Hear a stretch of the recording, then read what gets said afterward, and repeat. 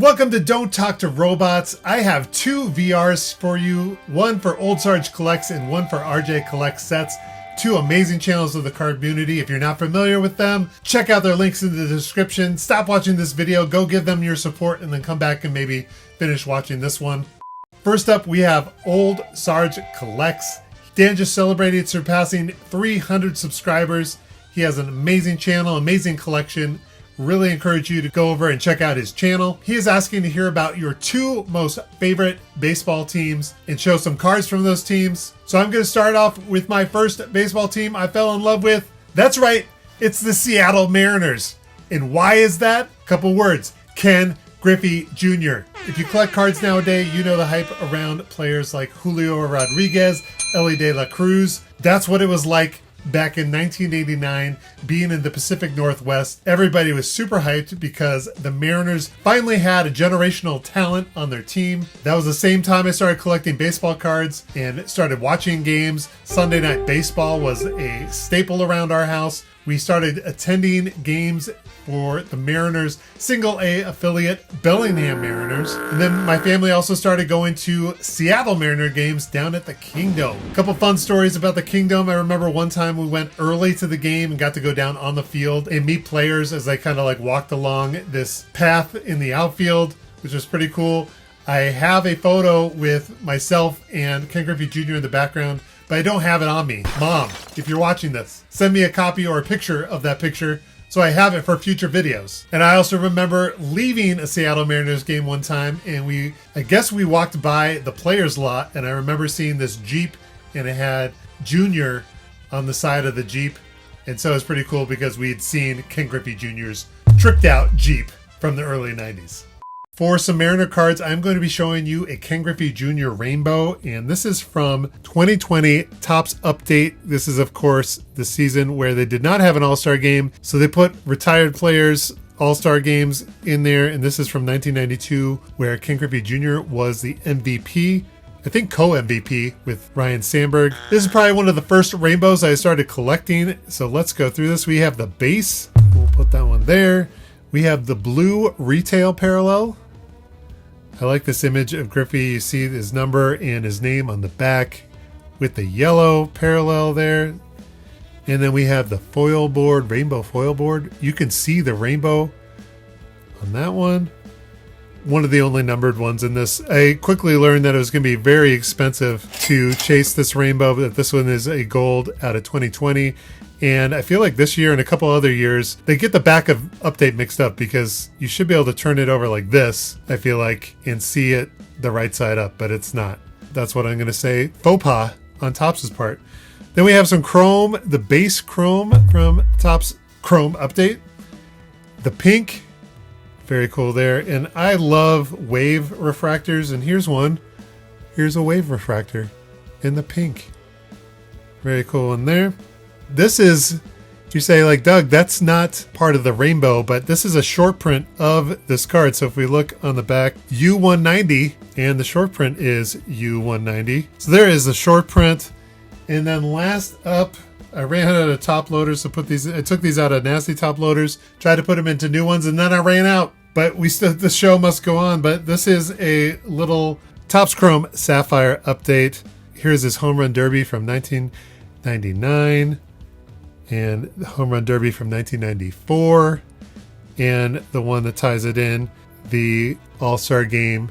It's a pretty cool run of Sapphire Blues. I feel like Shane the Shoebox Legends and Adam's Card Closet clued me in on those. And so there's a little mini rainbow. I don't know if I'm going to be adding to it because, again, these cards can get pretty spendy with Ken Griffey Jr. So that covers one team. Let's go on to the second team. The next team I fell in love with was the Chicago Cubs. I moved to Chicago in 1999 and went to a Cubs game during freshman orientation because I was here going to school. My brother Andy was actually at the game with me, and we sat in the outfield bleachers, which is definitely an experience you have to experience sometime in your life, the Wrigley Field bleachers. A couple things happened. My brother got bullied by someone because he was wearing a old school White Sox hat, and they're like, go to the south side if you're going to support the White Sox, blah, blah, blah, blah, blah, blah. That was before the game even started. Then the second thing that happened, Sammy Sosa hit a home run. This is when Sammy Sosa was going crazy with the home runs, and it landed right in front of me. I feel like if I would have just, maybe powered over the guy in front of me, I could have gotten the ball. But it's a great game, great experience. I remember walking into Wrigley Field and just being blown away of how intimate it was, how close you were to the action. Again, I was used to watching games at the Kingdom up in the nosebleeds, so it's pretty cool being able to watch the action of the game. I feel like Wrigley Field has played an important part in my family's life as well over the years. All of my kids went to school about a block away from Wrigley Field, so we drove by it constantly. All of my kids' first games were at Wrigley Field. I caught my first foul ball at Wrigley Field. Just a lot of fun memories, and got my heart broken in 2003, but then 2016, that was an amazing experience being able to see the Chicago Cubs win the World Series. World Series champions. I can't believe that's almost 10 years ago, coming up in a couple years. Those are the reasons why I am a Cubs fan. All right, let's look at some Cubs cards. I've been yapping long enough. We'll start with the graded cards. I just pulled out some graded cards and autographed kind of some of my nicer cards in the collection. I wanted Kaelyn to get in on this video, but she said no. So you're just stuck with me. But anyway, 2020 Topps Nico Hoerner Gem Mint 10. This is significant because 2020 is the year I started getting back into card collecting, and Nico Hoerner was the Cubs rookie to be chasing that year, so I'm glad to have his rookie card in a Gem Mint 10. I don't have very many Gem Mint 10s, so there's a nice one there. These are two Prism Nico Hoerner rookies, the purple and the red, white, and blue Prism, and I won these from Spidey over at Aranya Boys. So those ones are very nice. And then probably one of my nicer vintage cards here is a Rick Russell rookie, Mint 9, 1975 Topps. Shout out to Double D. This card just looks really sharp in the PSA slab. Like that one a lot there. Let's get into this stack. This is a Kyle Schwarber. Kyle Schwarber is always just going to have a special place in my heart.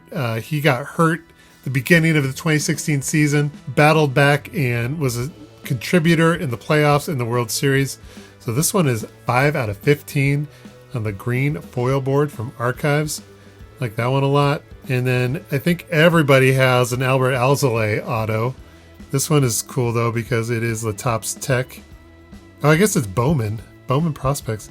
I thought it was a Topps Tech, but I mean, you can see it's see-through there. This is one of the first autos I ever got when I was in collecting. An Ed Howard Bowman Best, 39 out of 99. Ed Howard is still a prospect. Last I checked, he is struggling with injuries, but it'd be cool to see him on the team at some point. Ian Happ, really like Ian Happ. One of the players that has stuck around on the Chrome Refractor auto. And then these two, I really like how these ones fit together. It is a Derek Lee and a Aramis Ramirez. First base, third base. Well, let's, I guess, switch it. It'd be like this. If you're going from the catcher view. But I just like how these ones look together. The photos are similar. On-card autos from Topps Archives fan favorites. Really some of the stars from the 2000s. So like those ones a lot. Here is a Hall of Fame auto of Billy Williams. And we have two Nico Hoerner autos to finish this off. This one is from Bowman's Best. And this is from Origins. This one looks really sharp on the rookie card. On-card auto. And even though it is not licensed, still a pretty nice looking card. Thank you, Dan, over at Old Sarge Collects for this VR prompt. Make sure to go over and support Dan. Give him a subscription. Old Sarge Collects. Amazing collection. I just finished watching his video about how he collects non-sports cards and how that ties in with his life story. Very cool. Go check it out. The second VR for this video is for RJ Collects Sets. He just surpassed 400 subscribers. He is asking for cards of your birthday buddy. And I had to do some digging. Probably the best player that shares my birthday is Bernie Williams, but I did not have any Bernie Williams card listed on my TCDB. But I did find a player from the Mariners, Taylor Trammell. He shares my birthday of September 13th. I don't believe he was born in 1979 like myself, but he is my birthday buddy. Happy birthday, Taylor Trammell, on September 13th. Here is his Allen and Ginter rookie card. It's a cool one there, the mini. And then we have his base rookie card. We have his Chrome rookie and his Chrome rookie debut. I've got some decent Taylor Trammell cards. We have a Prospect Mojo from Bowman, and I like this one. It is a gold label, Class 1, but it's the black.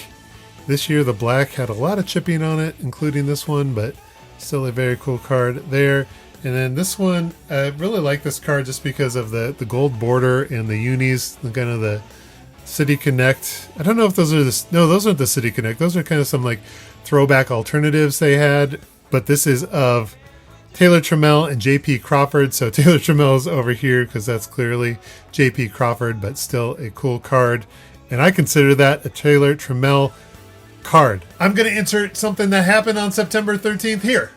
As the evening of September 13th, 1814 approached, Francis Scott Key, a young lawyer, was detained at Baltimore Harbor under guard by the British Navy. The British were occupying the harbor, planning to attack Baltimore during the War of 1812. A week earlier, Key had boarded a British ship to negotiate the release of his friend, an American physician, from British forces. The two men were released to an American vessel, which the British forces had held in the harbor until after the planned attack. Throughout the night and into the early hours of the next morning, Key watched as the British bombed nearby Fort McHenry with military rockets. As dawn broke, he was amazed to find not the Union Jack, but rather the American flag flying above the fort, tattered but intact.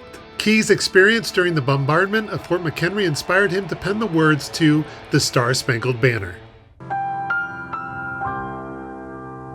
Again, cannot more highly recommend these two channels. Old Sarge Collects and RJ Collects sets. Two amazing collectors, two amazing members of this card community. Go and give them your support. That's what this VR is all about. Let me know in the comments what your favorite card is that I showed off. Really appreciate you watching, and I really appreciated you watching. And don't forget to rock and roll!